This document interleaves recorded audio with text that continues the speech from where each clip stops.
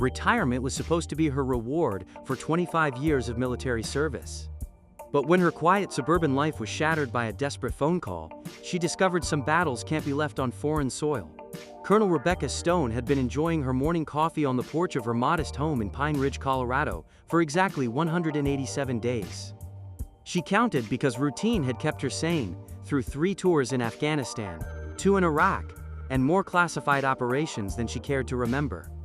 At 47, with silver threading through her auburn hair, she thought the hardest fight of her life was learning to sleep without checking perimeter security. NSHE was wrong. NTHE call came at 6:23 a.m. on a Tuesday that started like any other. Rebecca almost didn't answer the unknown number, but 25 years of military discipline had trained her never to ignore potential intel. Colonel Stone? The voice was young, terrified, female. "This is Rebecca Stone. I'm retired military. Who is this?" "My name is Amanda Chen. I was Sergeant Chen, 3rd Infantry Division. Ma'am, I need your help. They're trying to kill me." Rebecca's coffee cup stopped halfway to her lips. "Sergeant Chen." She remembered the name from reports that had crossed her desk during her final assignment at Fort Carson. A good soldier, clean record, early honorable discharge for family reasons. And Amanda? Where are you? "I can't tell you over the phone." "Ma'am, I have evidence about something that happened overseas. Something they covered up, but now that I'm trying to come forward." NTHE line went dead. Rebecca stared at her phone for 3 seconds, then her military training kicked in. She was already moving toward her secure gun safe before her conscious mind had processed the threat assessment. NBUT. What she discovered next would prove that some enemies follow you home. Rebecca spent the next hour trying to locate Amanda Chen through her network of military contacts. What she found troubled her deeply. According to official records, Amanda Chen had died in a car accident 6 months ago in Colorado Springs. Yet someone claiming to be Amanda had just called her. Rebecca was cross-referencing military databases when her doorbell rang. Through the peephole, she saw a young Asian American woman in civilian clothes, constantly checking over her shoulder. Rebecca opened the door with her hand resting casually on the Glock 19 she'd holstered under her cardigan. Old habits. "Sergeant Chen, Colonel Stone, thank God." The woman was shaking.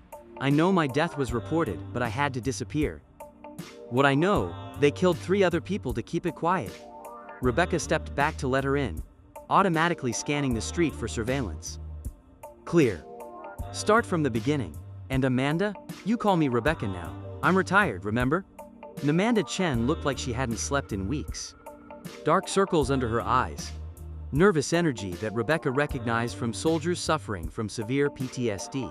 But there was something else in her expression, the look of someone carrying terrible knowledge. "Ma'am." "Rebecca, during my last deployment I was assigned to a logistics unit outside Kandahar.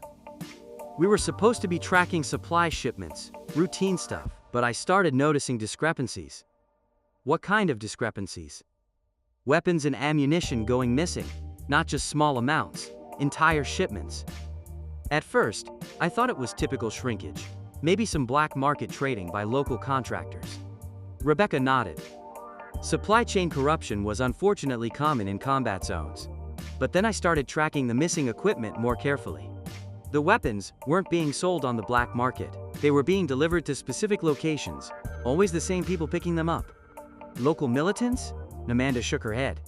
"American contractors. Private military companies with Department of Defense contracts." Rebecca felt a chill that had nothing to do with the Colorado morning air. This is where everything gets dangerous. Amanda reached into her backpack and pulled out a tablet, her hand still shaking slightly. "I documented everything, serial numbers, dates, GPS coordinates, photographs of the transfers. For 6 months, I gathered evidence." Rebecca studied the screen. What she saw made her stomach turn. The missing weapons weren't just small arms. There were anti-tank missiles, military-grade explosives, advanced communication equipment. "Amanda, do you understand what you're showing me?" A private military company was stealing American weapons from active military bases and selling them to the highest bidder. But it gets worse. Rebecca looked up from the tablet. How could it get worse? Some of those weapons were used against American forces. 3 separate attacks, where our own equipment was used to kill our own people. Rebecca had to sit down. In her 25 years of service, she'd seen corruption, incompetence, and cover-ups. But this was treason on a massive scale. Who else knows about this? I tried going through proper channels first. My commanding officer told me to drop it. When I persisted, I was suddenly reassigned to a desk job processing discharge paperwork. Then I started getting death threats. From who? Anonymous calls? Messages. But then, 3 other soldiers who had worked logistics at the same base died in accidents over 6 weeks. Car crashes, house fires. 1. Suicide.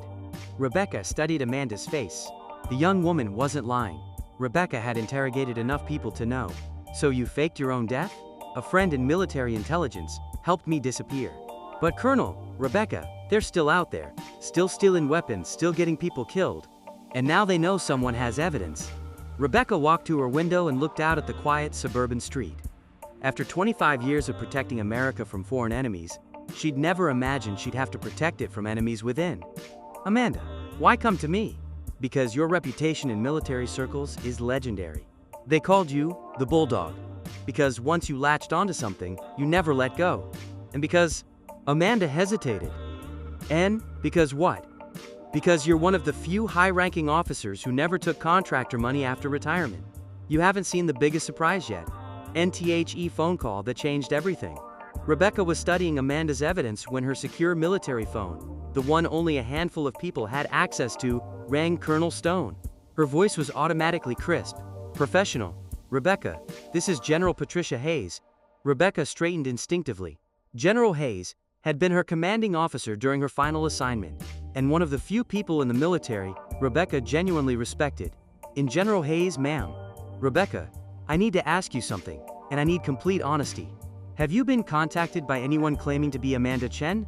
Rebecca looked at Amanda, who had gone pale upon hearing the general's name. Why do you ask, ma'am? Because Amanda Chen is dead, Rebecca. And someone has been using her identity to spread dangerous misinformation about military operations. If this person contacts you, you need to report it immediately. Rebecca's mind raced. Either Amanda was lying about everything, or General Hayes was part of the cover-up. I understand, ma'am. Good. Rebecca, I know retirement has been difficult for you. Don't let someone manipulate your sense of duty to drag you into conspiracy theories. NTHE call ended. Rebecca stared at her phone, then at Amanda, who looked terrified. She's one of them, isn't she? Amanda whispered. Rebecca's world tilted. General Hayes had been her mentor, the woman who had guided her career, who had recommended her for her final promotion. If Hayes was involved in the conspiracy, Amanda, I need you to tell me something, and I need absolute truth. How do you know I can trust you? Amanda reached into her backpack again and pulled out a small digital recorder. Because I recorded everything, including General Hayes authorizing weapon transfers to Blackstone Security Group in exchange for a 7-figure consulting contract after her retirement. Rebecca listened to 3 minutes of audio that destroyed her faith in the military hierarchy she'd served faithfully for a quarter century. NBUT. The real shock was what Amanda revealed next. Rebecca, it's not just General Hayes. The conspiracy involves at least 12 high-ranking officers across 3 different commands, plus executives from 4 major defense contractors. Rebecca poured herself a whiskey despite the early hour. How extensive is this? They've been operating for at least 5 years. Conservative estimate? They've diverted over $50 million worth of military equipment. Equipment that's been used in terrorist attacks, drug cartel operations, and mercenary activities across 3 continents. And they've killed anyone who got close to exposing them? 7 people that I can definitively prove. Probably more. Rebecca walked to her home office and opened a secure filing cabinet. Inside were commendations, medals, certificates, the paper trail of a distinguished military career. All of it suddenly felt meaningless. Amanda, what do you want from me? I need someone with the rank and connections to get this evidence to the right people. Someone they can't simply disappear. You think my reputation will protect us? Amanda's laugh was bitter. I think your reputation means they'll have to be more creative about killing us. Rebecca looked at the young woman, who had risked everything to expose the truth. Amanda reminded her of herself at that age. Idealistic, brave, unwilling to compromise when it came to protecting fellow soldiers. All right. But we do this my way. Full operational security. Assume everyone is compromised until proven otherwise. Yes, ma'am. And Amanda? Stop calling me ma'am. We are partners now. NFOR, the first time since arriving, Amanda smiled. But their moment of connection was interrupted by the sound of vehicles pulling into Rebecca's driveway. Through the window, Rebecca saw 3 black SUVs and at least 8 men in tactical gear. Amanda, back door. Now, wait a minute, don't miss this detail. Rebecca grabbed her go-bag from the closet, a habit from her military days, and her service weapon. But as they reached the back door, Amanda grabbed her arm. Rebecca, there's something else. Something I didn't tell you. What? The attacks using stolen American weapons? One of them killed your former unit. The IED that killed Captain Morrison and his team 6 months ago? It was built with explosives from this conspiracy. Rebecca froze. Captain Morrison had been like a son to her, a brilliant young officer, with a wife and twin daughters. NTHE, sound of the front door being breached, echoed through the house. Now Rebecca understood, this wasn't just about justice. It was personal. Rebecca's military training kicked in, as tactical teams breached her front door. She and Amanda moved through her house like ghosts, using furniture for cover and exploiting sightlines Rebecca had unconsciously mapped during her months of retirement. In kitchen window, Rebecca whispered, leading Amanda through her home, with the precision of someone who had planned for this scenario without consciously realizing it. They slipped out as voices filled her living room. Rebecca recognized the tactical commands. These weren't local police or FBI. These were military contractors, probably from the same companies involved in the weapons theft. Rebecca's neighbor, Mrs. Patterson, was working in her garden and looked up as they emerged from behind the house. Rebecca, dear, is everything. Mrs. Patterson, go inside and lock your doors. Call 911 and tell them there's a home invasion at my address. NTHE elderly woman took one look at Rebecca's expression and hurried inside without another word. Rebecca led Amanda to her garage, where her motorcycle waited. She'd bought the Harley as a retirement gift to herself, but now it would serve as their escape vehicle. Can you ride? And I can hold on. They roared out of the garage as tactical teams began searching Rebecca's backyard. Rebecca knew the mountain roads around Pine Ridge better than any outsider would, and her military experience had taught her that the best defense was unpredictability. NBUT, as they climbed into the foothills, Rebecca's secure phone buzzed with a text message. Colonel Stone, you have something that belongs to us. Return it and live quietly in retirement. Keep running and join Captain Morrison. Rebecca pulled over at an overlook and showed Amanda the message. They're not just trying to silence us, Amanda said. They're threatening everyone you care about. Rebecca looked down at Pine Ridge, the quiet community where she'd hoped to spend her peaceful retirement years. She thought about Mrs. Patterson, about the other neighbors who had welcomed a strange, solitary ex-military woman into their midst. NSHE thought about Captain Morrison's widow and twin daughters. NSHE thought about every soldier who had died because of weapons stolen by the very people sworn to protect them. This is where everything changed forever. Rebecca made a decision that would have seemed impossible 24 hours earlier. Instead of continuing to run, she turned the motorcycle around and headed back toward town. Rebecca, what are you doing? Something I should have done years ago. I'm going to war. Rebecca had spent 25 years following orders, respecting the chain of command, believing that the system would ultimately protect American soldiers and serve American interests. But the system was rotten from the inside. NSHE pulled into a parking lot outside Pine Ridge and made a series of phone calls to contacts she'd cultivated over her career. Journalists, congressional staffers, military officers she trusted, even a few CIA operatives who owed her favors. Tom, this is Rebecca Stone. Remember that favor you owe me from Kandahar? I'm calling it in. NBY Sunset. Copies of Amanda's evidence were in the hands of 12 different people across government, military, and media. Rebecca had created a dead man's switch. If anything happened to her or Amanda, the evidence would be released simultaneously to every major news network in the country. But Rebecca wasn't content to simply expose the conspiracy. These people had killed her soldiers, her friends, her surrogate son. They had perverted the military she'd dedicated her life to serving. They wanted a war? They'd get one. Amanda, I need you somewhere safe while I handle this. No way. This is my fight too. Rebecca looked at the young woman and saw herself 25 years ago, determined, principled, uncompromising. All right, but we do this right. Full military precision, What's the objective? Rebecca's smile was cold, predatory. Complete destruction of everyone involved in this conspiracy. Legal destruction. And if they try to kill us first, then they'll discover why they used to call me the Bulldog. You won't believe what happened next. Rebecca and Amanda spent the next 72 hours in a motel outside Denver, coordinating with contacts across the government and military. Rebecca's network was impressive. 25 years of service had earned her allies in unexpected places. NTHE response was swift and devastating. FBI raids hit Blackstone Security Group offices in 6 states simultaneously. The Department of Defense Inspector General launched investigations into weapons tracking at 17 military installations. Congressional oversight committees demanded testimony from dozens of military and contractor personnel. NBUT. Rebecca's most effective ally was someone she'd never expected. General Patricia Hayes. Hayes called Rebecca on the 3rd day of their operation. Rebecca, you magnificent, stubborn, brilliant woman. How long have you known I was undercover? Rebecca nearly dropped her phone. Undercover? Military intelligence has been investigating this conspiracy for 2 years. When Amanda Chen approached us with evidence, we had to make her disappear to protect her while we built our case. But we needed someone with your reputation to help us spring the trap. You used me. We used your integrity, your instincts, and your network. Rebecca, in 72 hours you accomplished what we'd been working toward for months. The evidence you distributed has given us everything we need to destroy this conspiracy. Rebecca looked at Amanda, who was listening to the conversation on speakerphone. General, Amanda Chen has been through hell.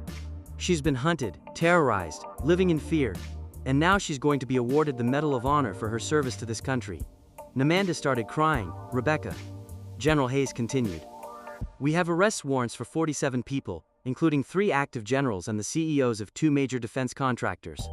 The weapons trafficking operation is finished, and everyone thought the mission was complete, but the real surprise was just beginning. NTWO, weeks later, Rebecca was sitting on her porch again, reading news reports about the largest military corruption scandal in American history. Amanda Chen was staying in the guest room while she prepared to testify before Congress. General Hayes arrived unannounced on a Saturday morning. Rebecca, walk with me. They strolled through Rebecca's neighborhood, past houses where neighbors waved and called out friendly greetings. Mrs. Patterson invited them for coffee, which Hayes politely declined. And, you know, Rebecca, retirement suits you. You look more relaxed than I've seen you in years.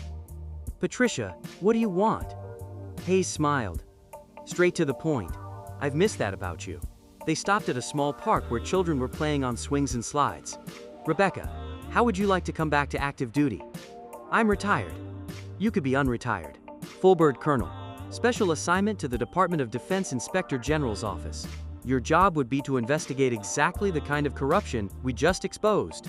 Rebecca watched a father pushing his daughter on a swing, both of them laughing. Patricia, I've spent 25 years serving my country. I've earned my rest. Yes, you have. But Rebecca, you're too good at this to stay retired. In 2 weeks, you've accomplished more for military integrity than most officers do in entire careers. Rebecca thought about Captain Morrison, about the 7 dead whistleblowers, about how many more conspiracies might be festering within the military she loved. What would be my authority? Complete autonomy. You'd report directly to the Secretary of Defense. Any investigation you deem necessary, any resources you required. And Amanda? Special Agent Chen would be your partner, if she agrees. Rebecca looked at Hayes. I'll think about it. NBUT, even as she said it, Rebecca knew she'd already made her decision.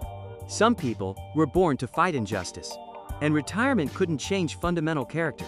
The phone in her pocket buzzed with a text from an unknown number. Colonel Stone, there's something happening at Fort Bragg you need to know about. Lives depend on your help. Rebecca showed the message to Hayes, who shook her head. It never ends, does it? Rebecca's smile was sharp, anticipatory. I hope not. NSIX months later, Colonel Rebecca Stone sat in her new office in the Pentagon, reviewing case files that would have given her nightmares during her original military service. Corruption, trafficking, cover-ups. The rot ran deeper than anyone had imagined. NBUT, for every conspiracy exposed, every corrupt officer arrested, every stolen weapon recovered, Rebecca felt a sense of purpose she'd never experienced during her original service. Amanda Chen knocked on her door. Colonel, we've got something big. A whistleblower from Fort Hood says there's a human trafficking operation using military transport. Rebecca stood up and reached for her jacket. At 48, she felt more energetic than she had in years. Amanda, how many times do I have to tell you? When it's just us, call me Rebecca. Sorry, ma'am. Old habits. Good habits. They keep us sharp. They walked toward the elevator that would take them to their next case, their next fight for the integrity of the military they both loved. Rebecca, yes? Do you ever miss retirement? Rebecca thought about her quiet mornings on the porch, the peaceful routine, the absence of life or death decisions. Every single day.